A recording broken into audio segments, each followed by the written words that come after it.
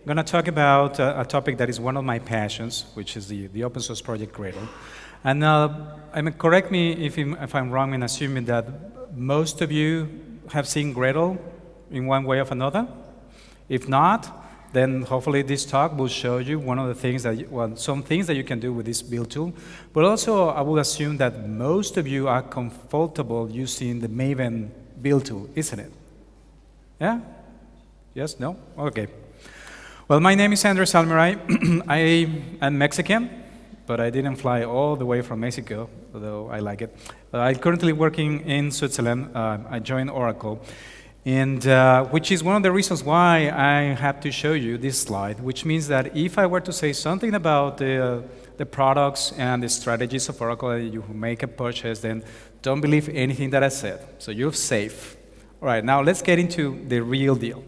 So Maven is a very well-known build tool out there. Most people use it in one way or another. It's easy to understand.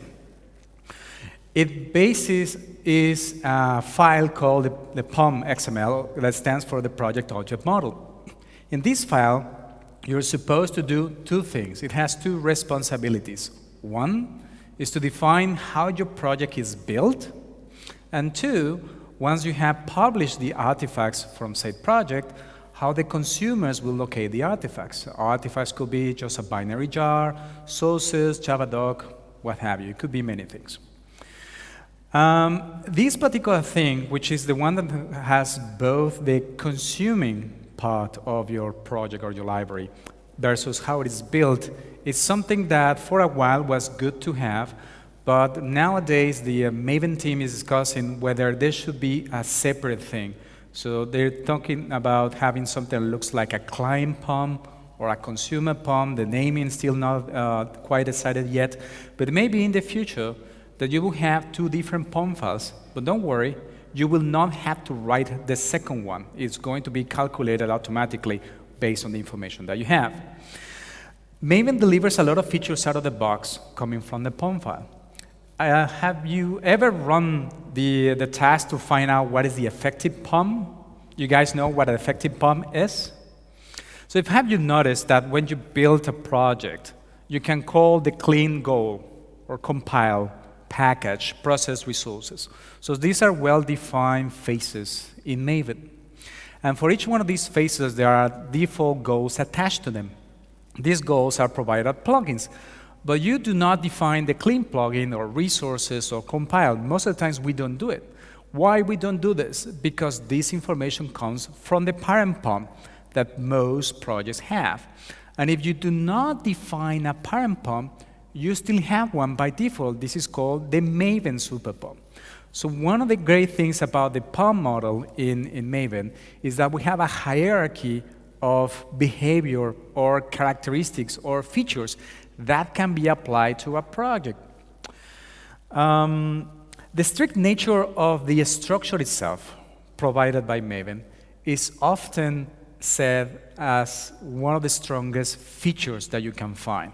That means if you know what is the standard structure of Maven from one project, then you can move to the next, and you will find your way very quickly. It's easy to understand what things are being laid out in the Pom.xml. Now, in the case of Gradle.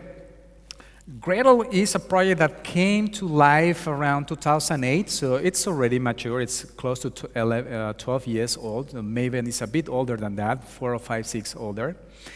And it came out as a frustration of having a very fixed and strict structure from Maven. So the creators of Gradle said, we would like to have a way to bend the tool to our needs instead of bending the project to the ways of the tool. Some people say it's the Maven way or the highway. Either you follow the structure and everything feels fine. The moment that you get out of the conventions, some things might break, or you have to spend a lot of configuration or a lot of pain in order to get the things to work. So this is the reason why the Gradle people said, let's do something different. Let's try to make it so that it's as flexible as possible for you to do whatever it needs to be done. But I think that it took it a little too much, because you can do anything you want in a Gradle build file. because you have access to a programmatic API. In the past, it was only the Groovy DSL. Nowadays, you have the choice of also the Kotlin DSL. But because both of these things are full programming languages, then you can go crazy in a build file. You can write anything you want. So you can decide what is specific to your project. As long as it works for that project, that is good. You move to the next project, and what happens? Are the same conventions going to work, or do you need something else? But most of the times it's no, you need something else. So the build file in the second project looks completely different from the first. And then you move to another project, or maybe you move to another organization, another team, and they have a completely a different set of conventions. So finding your way around a Gradle project can be tricky, it can be difficult. So my question to you is there a way that we can have that sort of fixed structure or strict structure like we have in Maven on top of Gradle? Is it something desirable? If we were to have this, then you build with Gradle and you recognize the structure in one project and you move to the next and the structure again becomes recognizable. That's the whole point.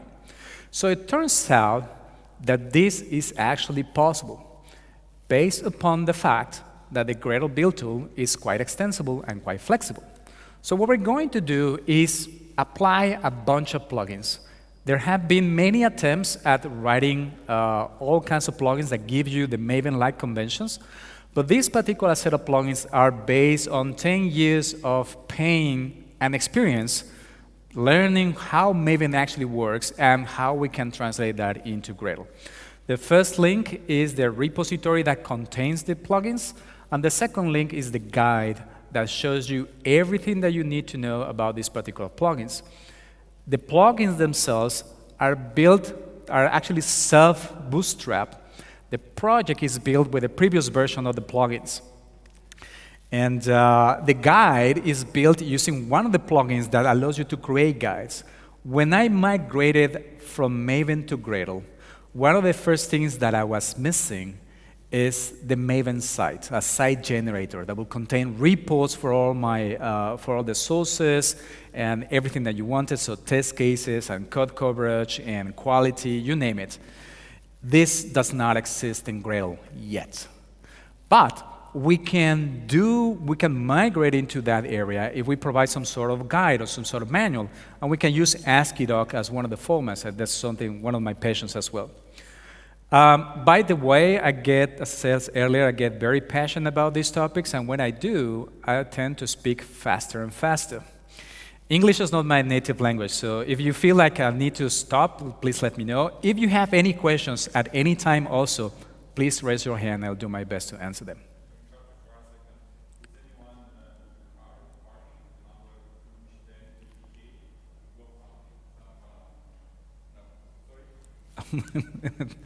Thanks, Alex. Okay, so let's start with the file structure. And what I'm going to show right now applies for both Maven and Gradle. How do you structure your files in a project? Where do you put the Pom files? Where do you put the submodules or subprojects? How many levels do you nest? How deep do you go? Well, there's actually no convention whatsoever how to do this, but there are at least 3 ways that we can organize our code base. Let's say one is called the standard, just because I wanted to call this a standard, because this is the one that you see most of the times out there. Most people, what they do is use the first level separation of all the modules. You have a root Pom and all the modules on the second level. It looks like this. So guide, project 1, and project 2 are modules in my root project. This is how the Pom files will look like. On this side, on your left, you have the contents of the root Pom file that contains the coordinates of your parent, but also contains the modules. Now, one question here is, are those names or are those paths to the modules? When we have a one-level directory, it does not matter. They are identical. But we'll see that in a moment. On the left side, on the right side, the Pom file is what the minimal requirements of a child Pom, which needs to have the direction or the address to its parent. So what about this, the two-level one? Here I have a subdirectory called docs, where I put guide, and there could be manual or something else. And they have sub-projects where I have project 1, project 2, maybe project 3 or something else. So you can feel free to organize this with the names as you choose. Some people like to put Pom.xml in between. Say, for example, under sub-projects, there will be a Pom.xml directly. This is only if you need to put common behavior that applies only to those sub-projects. Because I decided not to put that Pom file there, there's going to be a change in how we structure our files. So in the root file, on the left side, we see again the coordinates of the root plus the modules. And notice that now, those are not names. Those happen to be paths to the modules, because we have two levels in between. And in the child, besides having the directory or the information to the parent, you also have to have the relative path to find the parent Pom. That is because we don't have an intermediate one. This is the extra change that we needed to do. Finally, let's say that we combine both. We have directories at the first level, and we have directories in any level. Right now, it's only 2. So for this to work, the root will have to have the coordinates and the paths to all the modules. And one children that it's on the first level will be the Pom on the top, and the children that have end level will be the Pom at the bottom. So it's a combination of what we saw earlier. Let's turn to Gradle. Gradle can have the same structure. For the standard one, you can choose to use the default name for the build file, which is Build.gradle, or they happen to use Kotlin Build.gradle.kts. But have you had the need to edit these build files in an editor that does not find the name of the project automatically? I'm thinking about IDEs. If you open Pom.xml in an IDE, the tab of the editor will have the name of the project, isn't it? But if you open this in Vim or Emacs or some simple text editor, then the name of the file will remain the same. If you have many build files and use simple text editors, it will be very easy to make a mistake and edit the wrong file or make the changes in the wrong file. So one thing that we could do in Gradle is say, we want to change the convention and we want to use a different name for the file. But if you do this, and because we are altering the conventions, we have to tell Gradle something is different, so now make a change. How do we do this? Gradle has a second file called settings.gradle for Groovy, or settings.gradle.kts for Kotlin. This file is read before everything else. And in this file is where we identify which modules should be part of the build. It's kind of like the modules block that we see in the Pom file. On the left side, this is the simplest way that we can do things when every project has Build.gradle as default. But if we want to change the name, given that we have access to a programmatic API, we can add more code into settings.gradle and say the name of the file for a particular project happens to be this now instead of Build.gradle. And that's exactly what we're doing here. This is kind of manageable if we have a handful of projects. But if you're building a big project like 20, 50, 100 projects, having these programmatic things on settings.gradle is going to get out of hand very quickly. So one thing that we could do is apply a plugin that knows these conventions. So here's one way that we can do things. There is a settings plugin that you can apply on settings.gradle, and it's aware of the standard layout. So you only have to say standard, and it will automatically inspect all the first directories, and if they match the main conventions that are expected, there is a Build.gradle file inside, or there is a Gradle file that has the name of the project, it will be picked up automatically. So what about the two-level version? Exactly as we saw earlier in Maven, it's just that we're using Gradle build files. Setting this up requires changing the name of the project and changing the directory of the project as well. So we can do this in settings.gradle with more programmatic API. And of course, once we have lots and lots of projects here or modules, then this file is going to be very big and unmaintainable. Can we do better? Sure. Applying the settings project, change the layout. Say now you want the two-level layout, and if you have a lot of directories and you want to constrain the search of directories, then specify another property and say, I just want you, the settings plugin, to search inside the docs subdirectory and the subprojects directory, and leave everything out. So what about the last one, which is the mix of the two? For this to work, we will have to change the names and the directories again. That will be a lot of work. So now I'm just going to show you, just apply the settings plugin. Say that you want the multi-level layout, so the 3 layouts that are supported. And in this case, you do have to specify the paths to each one of the sub-projects, whether they are in the first level or the end level. And this will automatically discover everything else that you need to do for your projects. So adding and removing a new module is as easy of just adding a new directory in the right place and adding a build file with the correct name, and it will be automatically discovered by the plugin and your build. How are we doing? So far, so good? All right. So now, let's get into the project DSL, because this is the one that actually gives you the Maven-like capabilities on top of Gradle.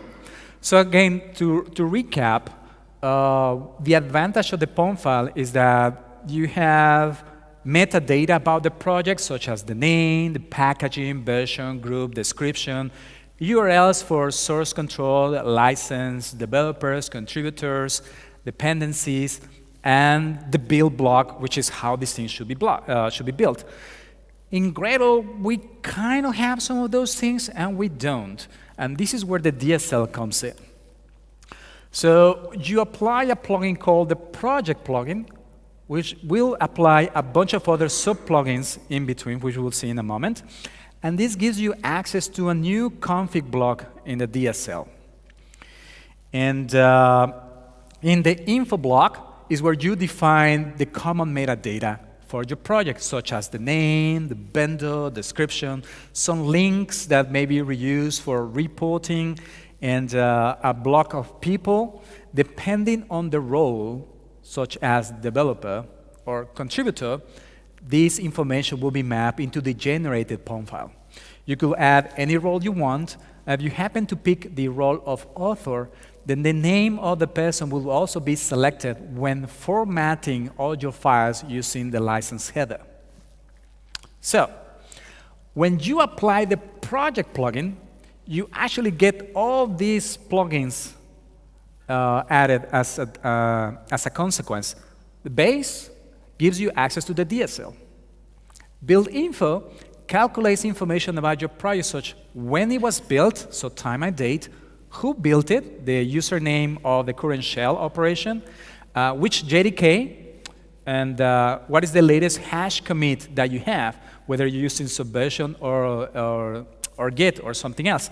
And this information can be injected anywhere you want to. It could be injected in the manifest. It could be injected into a resource file for whatever purpose you need. Minpom, this generates a couple of files that go into meta-inf. We'll see that in a moment. Source jars gives you the jar that packages all sources. It's so easy to do. It's just like 5 lines of code. But if you don't have a plugin for this, you had to copy and paste these 5 lines of code everywhere. So don't do this. Let's apply a plugin. Javadoc gives you kind of the same thing, gives you a Javadoc jar, but also configures Javadoc properties using information from the DSL. So, for example, the name of the project can become the title of the Javadoc. The inception year, which is another property that you can set in the DSL, can be used to calculate the copyright year automatically, and a few other things. So license takes care of the licensing, and Jacoco gives you aggregate reports with Jacoco. Anybody here uses Cobertura for code coverage? Not really, a few hands. How about Jacoco? Jacoco gives you better numbers than Cobertura. So if you care about code coverage, I will strongly recommend you to have a look at Jacoco. It just happens that the default Jacoco plugin in Gradle gives you single reports per project. This plugin gives you an aggregate from the root. Publishing generates a Pom file based on the DSL. Testing gives you additional testing capabilities. So now let's get started with these things. And I'm going to jump into the command line as well. So the base gives you the DSL plus some additional tasks.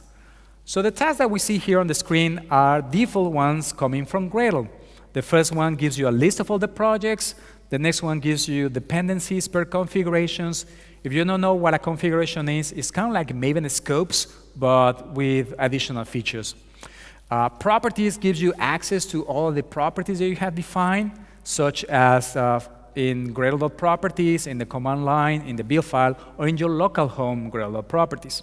And tasks gives you a list of everything that you can invoke on your build, kind of like goals or the plugins that you can invoke in Maven.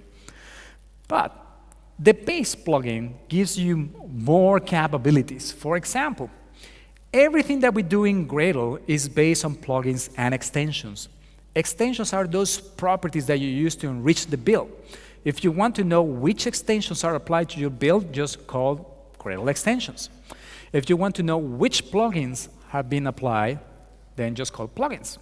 You want to know what repositories you currently have configured or have inherited from somewhere else to resolve dependencies, then invoke repositories. Configurations gives you a list of all the configurations that you have access to. Source sets, we typically in Maven have just source main Java and source main test, but Gradle gives you the capability to have as many source sets as you want. This particular task will give you a list of all of them plus their properties. Project properties separates what is static properties of your project, such as group, version, name, path, and directory, versus dynamic properties that could be defined on the command line or in Gradle properties or somewhere else. Remember that I said something about the effective Pom earlier? This is the way that Maven knows everything that is going to be invoked on a particular project. If you invoke effective settings, then you get a similar behavior. You get a list of everything that the DSL has configured for you. And let me show you a quick example of that. I need to quit here. So let's go into this particular project, JSON Live. And in this project, I have applied the plugin. So if I say something like, this is actually a multi-project build. So if I say something like list projects, this will give me a list of all the projects that I have access to, including the root. So there's the root project. It has true, has this particular path, these directories, and then the sub-projects which happen to have relative paths to the root. You notice that it uses colors. Green and red are for booleans, yellow is for strings, cyan or blue is for numbers, and magenta will be used for secrets. I can also ask this project for its properties. Project properties. And let's do it just for the root. This will display the static properties of my project and the dynamic properties. And notice these things in magenta because they are secrets. If I wanted to show my passwords, the only thing that I need to do, of course I'm not going to do it, is just say show secrets. And they will see it displayed magenta, but it will be clear text. So no enter there. Something else that we could do, let's see which repositories I'm currently set to resolve dependencies. Repositories. And that should be bin tray, JCenter, Maven Central, and here's another bin tray repository. Okay, that's strange. 2 JCenters there. Interesting. So that could be a problem if I have 2 times the same repository. I don't know. Well, before this DSL, before these tags, you couldn't know exactly. You had to look into the build files in order to discover what was there. Now this task will give you everything. You want to know which plugins are applied? Then just ask for the plugins. We start counting from 0. So there are 32 plugins with the ID and the type. So if you want to know what else the plugin can do, if it's not documented, just search for that particular type. You can also do the same thing for extensions.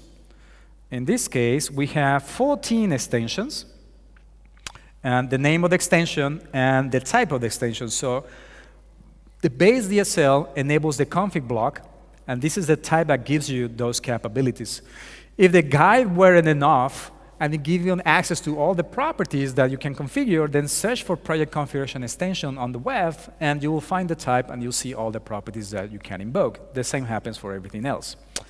Here's one more thing that I like to show. When I compile this project, let's say it's JSON leave core, so that's a subproject. I want to know what settings I have for compiling Java. So I can invoke this task called compile Java settings. And it says that I'm going to compile to Java 7 and have different options. But if I want to know what is the class path, show path, I think show paths, yep. This gives me a list of all the jars. And I can do the same thing for test. So you can see in which order the jars are going to be invoked or are going to be read in the class path. So if you ever had a class path issue, and I know some of you have, I know I have, then figuring out which order these jars are being put in the class path is a good thing to have. And of course, there are more things that we can do with the tasks. Here's another thing that I like to do. We can, since Gradle 5.1, list all the tasks, filter it by group. So I'm going to do it just for the JSON leave core. Actually, I can do it for the root only.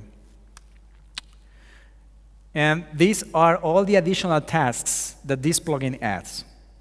So if you want to know a lot of things, then this task will give you plenty of information. Oh, one last thing. Let me show you the effective settings. This will be like the effective Pom. So let's look. There's a lot of information here. So there's the name, description, the inception year. Notice about the copyright year. It's calculated automatically. So the next year in 2020, when I reformat all my code with a license, I'll automatically count to 2020. I don't have to say 2019 or specify it. It just does it automatically. My name is set as an author here. That's the reason why it's listed here as a result as an author. We have a bunch of developers and contributors, but also we have a blog for SCM and links. Again, goes credentials, that's a secret. Configuration from bin tray. There's the build info that I was telling you before. So all these values get calculated when the build is executed, and you can inject them in anywhere you need. And there are more stuff that you can see, of course, plenty of stuff. Let's continue. So if the demo didn't work, I will have some screenshots for you. So this will be the repositories or the list of extensions, the list of plugins, and whatnot. So the build info plugin calculates all this information for you. Calculates it only once, and once it has it, it will put it in a particular data structure that you have access to, and you can use it to write to anywhere you want or do whatever you need to do with these things. You can use this information to enrich jar manifests. So when you publish an artifact, it can contain this data, so that make it much, much easier for your team to decide that if a problem comes with a particular version, you can identify properly if that version is the correct one or not. How many of you have ever encountered this problem that you ship a product and a customer comes knocking saying, hey, I have an issue, and this exception is happening in version so and so and so on. And you're pretty sure that that bug was fixed. And then you ask for more information, and there's nothing. But if you were to have this information, the commit hash, who built it and whatnot, you ask for this information, the customer says, here it is, and it doesn't match your records, then you know that customer is running an artifact that you did not produce. So there might be some problems already. But if you have the hash also, you may be able to identify quickly if there is something that is not supposed to be there. The information could look like this when the manifest is enriched. The Minpom plugin generates this series of plugins, series of files that Maven generates by default. Who uses these files? The install file plugin from Maven. They are used so that you can install any artifacts into your local Maven much easier without specifying a lot of things. There may be other tools that also rely on this data. So we decided to add it to Gradle so that if you need to interact or interrupt with Maven, then you have those files. The jar plugin is the one that actually enriches the jar manifest, and it's conditional because we don't want to change the manifest every so often. If we do, we may not be able to have reproducible builds. So you can skip enriching all completely, or you can skip enriching time-sensitive information, and that will lead into reproducible builds. The source jar, this generates a jar with all the sources, but also at the root level generates an aggregate for everybody. So if you want to publish just one jar and that's the aggregate, the root will have it. Javadoc configures the Javadoc based on info. As I said before, it will configure the copyright year in the footer, the window title, the name, a few other things, and also generates a Javadoc jar, and it generates an aggregate. Oh, no, actually, no. The API doc is the one that generates the aggregate. If you happen to use Groovy code, there is the Groovy doc tool that gives you similar capabilities as Javadoc, enriches the Groovy doc, and gives you a Groovy doc jar. Then we have the API plugin, which gives you the aggregates for both Javadoc and Groovy doc. There's a license plugin. Can have two responsibilities. One is to format all the file headers based on the particular license that you have chosen. If you have chosen an open source license, then we have you already covered. We know everything about those OCI, OSI, what's the word I'm looking for? Approved licenses.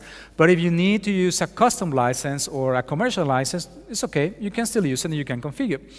Another thing that this plugin does based on another license plugin is give you a report of all the licenses that you have in your dependencies.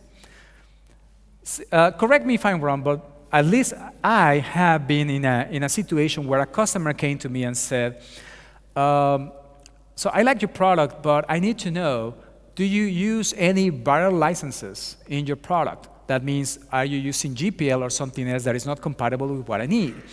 So how do we calculate these things?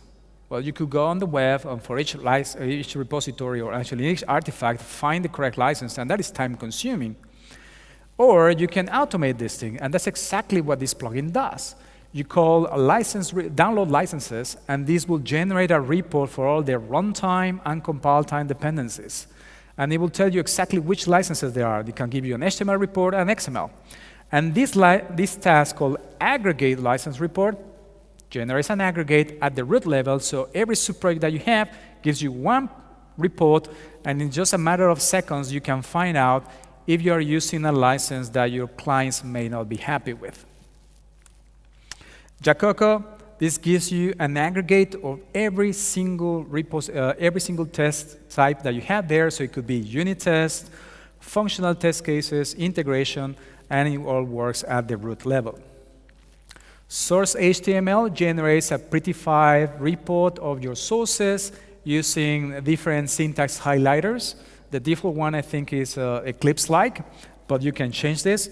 It does it per project and also generate aggregates.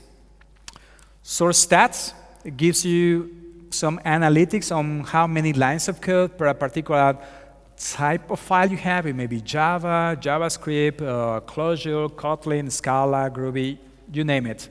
And also gives you the aggregates. It looks like this. It can generate XML, HTML, or just regular plain output like this. Testing gives you aggregate reports for all kind of tests, unit, integration, functional, or everything together. Because the default capability that Gradle gives you is just by per project and only unit test cases. But it also gives you something like this. Hopefully you can see it a little bit. At the end of the execution of each test case, there are 4 numbers in 4 colors. White gives you the number of tests that that test case has. So on the first, at the top, we see number 2. Then there is green, how many test cases were successfully executed. Red, how many failed, in this case, 0. And yellow, how many of them were skipped or ignored. And at the end of the execution, you also get a summary of everything. There's at the top also, you see a green check next to the name of the test case on the left side. that test case is successful. If there happens to be at least one failure, then it will be a red cross instead. So it gives you immediate feedback of what was going on besides generating the reports. Publishing.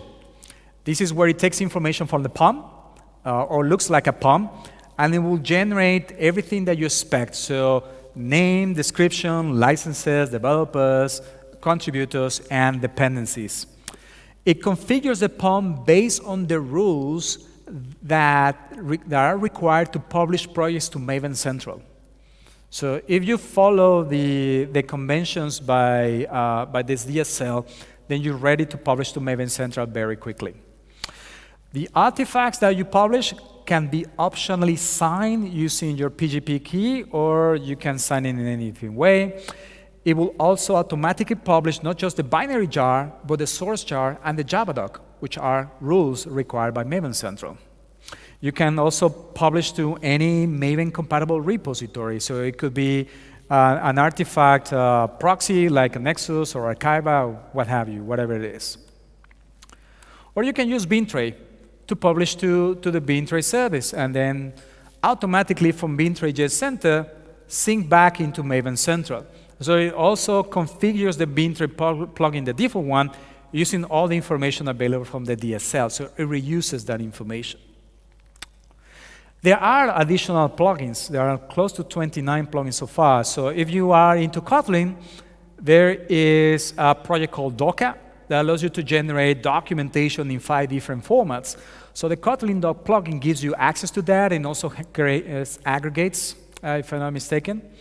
If you're into Scala, Scala can generate documentation in 6 different formats. So Scala doc gives you access to that.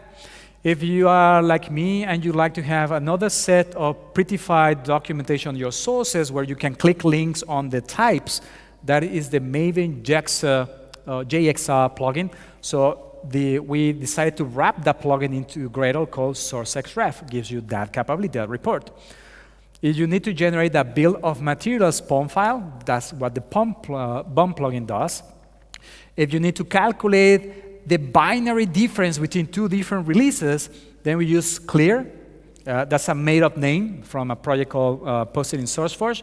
But if you give it 2 releases, the current one and the previous coordinates, or the coordinates for the previous release, this project will calculate if a method was added or removed of its or moved to a different class, or new classes were added, or fields were changed, the visibility modifiers, all these things.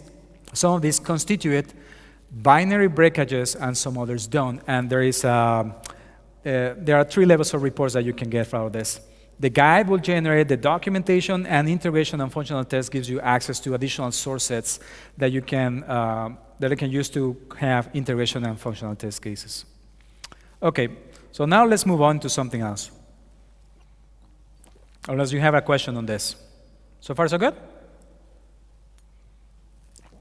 So let's go into the Super Pom, which you might remember, you might recall when I mentioned earlier that every Maven build has access to the Super Pom. Even if it's not explicit, you will always reach it. Why? Because POMs in Maven come in a hierarchy. And you can specify one parent POM for your current project, and it goes all the way to the top. But the top POM, what is so-called the Maven Super POM, can only be updated by the Maven team. So if you thought that you can have reproducible builds in Maven, yes, you can. But in order to make this happen, you have to fix every single version for every plugin that is applied to your project. So it's a good idea to generate the effective POM to look at every plugin that has been applied, and then copy that information and put it back again into your POM file, specifying every single version. If you've done this, then it's possible at some point there is an update to the Super POM file, and the build that used to be happening like working like clockwork, one day will not work the next one. It might give you different results. But anyway, it's useful to have these capabilities, the hierarchical POMs, because again, you can define common behavior that can be applied to many projects. In Gradle, we don't have Pom files. We don't have these capabilities. What we have instead is the option to apply scripts or apply plugins. So you can apply a script from anywhere you want to. You can apply it from a local file, or you can apply it from a URL. This makes it very easy to get started with something, but also it's very easy to get distracted or just write something that shouldn't be there. The second problem with these scripts is, how do you roll out a new version? How do you version these scripts? So that's something that you have to come up outside of your build process and then put it in. So what would be much better is, instead of using scripts, we were to use plugins. So what we can do is we can fake out a parent Pom using a plugin. Just create a Gradle plugin and apply your custom conventions. So here I'm going to show you a project that is called, I decided to call parent Pom, but it could be any name you want. I didn't, brand new computer.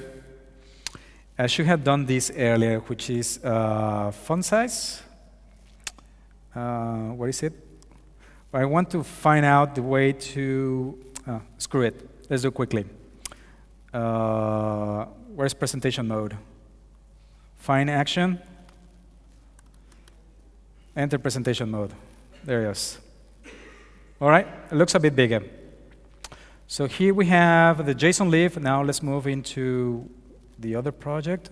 Oh boy. Uh-oh. Sorry, this usually doesn't happen. Performance issues. Anyway, here we go. So this is a plugin that has the project plugin applied so that it can build itself. And you can see that it makes use of that DSL so that it configures a project. But as part of its dependencies, somewhere at the bottom here, it also makes use of the project plugin. So what this parent Pom is going to do is configure projects, the project plugin for everything else. When you look at this class, the plugin itself, the first thing it does is apply the project plugin. The second thing it does is apply the bin tray plugin, and then create a bunch of dynamic properties, and then configure default settings for the config block, like this. So there's this name. Again, there's myself, some credentials, license Apache 2, some configuration for Javadoc, for bin tray, and it gives access to JCenter and Maven Central by default, and some compatibility stuff. Great. So now let's look into, let's go out. I want to, come on, open, not that. Oh boy, I got myself into a problem, which is I'm now inside presentation mode, and I hardly use this mode, and I need to get out. Come on. There is exit presentation mode somewhere. The second row. Appearance, there we go, exit presentation mode. You can tell I hardly use these things because I usually just make the font bigger. Big mistake from my part. Okay, so let's open the other project, which is this one. Yeah, new window. And enter presentation mode. And we can see here, oh, this one doesn't make use of that. Wait a second. Oh, sorry. Wrong window again. What happened? I was showing you this one. Here we go. This one makes use of the parent Pom. And we have some information on the project. Some people there, right? Remember, my name is not in this list. And we have configured for repositories. Javadoc is enabled. There's no configuration for bin tray here. Nothing there. All right. So when I go into the command line and look at the effective settings, my name is there because it was added by the parent Pom. This information about the links and the SCM is also coming from the parent Pom. The configuration for bin tray, also parent Pom. And some information about Javadoc, this was set by the parent Pom as well. So in this way, and the license, of course, Apache too.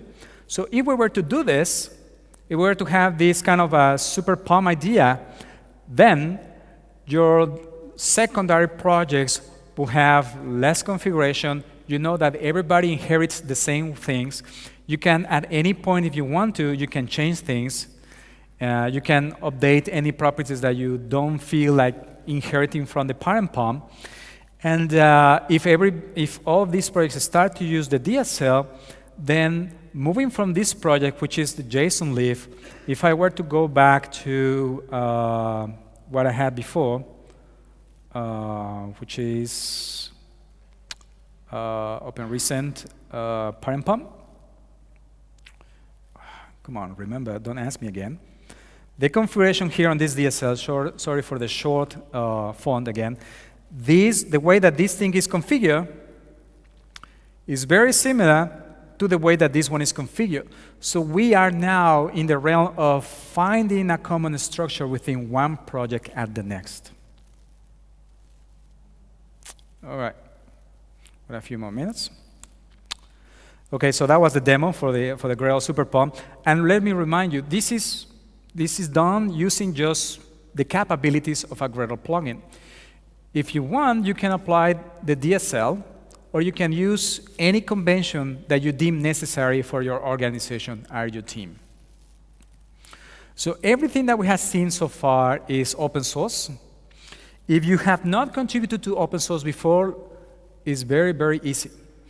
You find a problem with anything that you see here, or any other open source library or dependency that you have at work, file a ticket.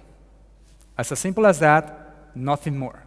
So engage in a conversation with the project at the other side. Let them know that you find a problem, or maybe there's a missing feature. And let them know that that is there, and that's it. If you have the time and you have the passion, sure, of course, provide a test case, or even provide a patch, but you're not required to. At the very least, file a ticket, so that way we as open source authors, as open source contributors, can make things better. I discussed these kind of topics in a newsletter. The first link is in English, the second link is in Spanish. My Romanian is not that really good, but maybe one day I will publish something in Romanian. So with this, hopefully you will see Gradle in a different light. It's very flexible, it's very powerful, and it can be mind-boggling. So if you decide to give these plugins a try and give the DSL a try, your projects will have a different behavior and a Maven-like behavior on top of the Gradle flexibility. So, Musumim, if you have any questions, I'll be very happy to take them. No questions? Yes, maybe? No? All right, well, in any case, thank you very much, and I hope that you continue enjoying the conference.